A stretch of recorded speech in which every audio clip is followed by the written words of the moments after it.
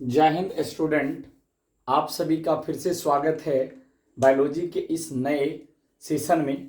तो कल हम लोगों ने जो टॉपिक किया था अंड प्रजक, सजीव प्रजक और अंड सजीव प्रजक, उसके बाद हमारे पास एक नया क्वेश्चन कुछ बच्चों ने कमेंट किया था कि सर एक क्वेश्चन हम लोग को बता दीजिए, और ये क्वेश्चन आपको एग्जाम में भी पूछा जाता है 2 नंबर में। ठीक है, ये क्वेश्चन एक है कि लैंगिक प्रजनन अलैंगिक प्रजनन की अपेक्षा महत्वपूर्ण होता है क्यों। ठीक है, कि लैंगिक प्रजनन जो होता है वो अलैंगिक प्रजनन की अपेक्षा क्यों इंपॉर्टेंट होता है। तो जान लीजिए कि लैंगिक प्रजनन में क्या होता है, 2 अलग अलग विपरीत लिंग वाले जीव भाग लेते हैं।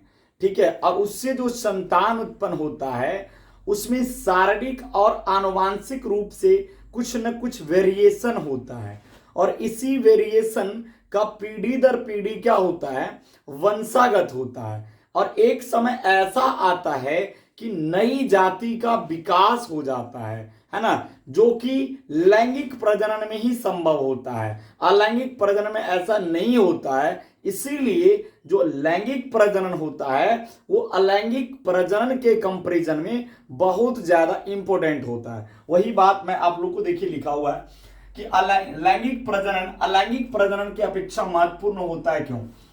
तो लैंगिक प्रजनन में 2 विपरीत लिंग वाले जीव है ना, 2 विपरीत लिंग वाले जीव यानी नर और मादा है ना, भाग लेते हैं तथा उससे उत्पन्न संतान अपने माता पिता से शारीरिक एवं आनुवांशिक रूप से, शारीरिक एवं आनुवांशिक, फिजिकली एंड जेनेटिकली है ना, आनुवांशिक रूप से कुछ न कुछ भिन्न होते हैं, यानी उसमें कुछ न कुछ भिन्नता पाई जाती है, जिससे जीवों में विभिन्नताएं उत्पन्न होती है, जिससे उन जीवों में क्या होता है, वेरिएशन उत्पन्न होता है ना।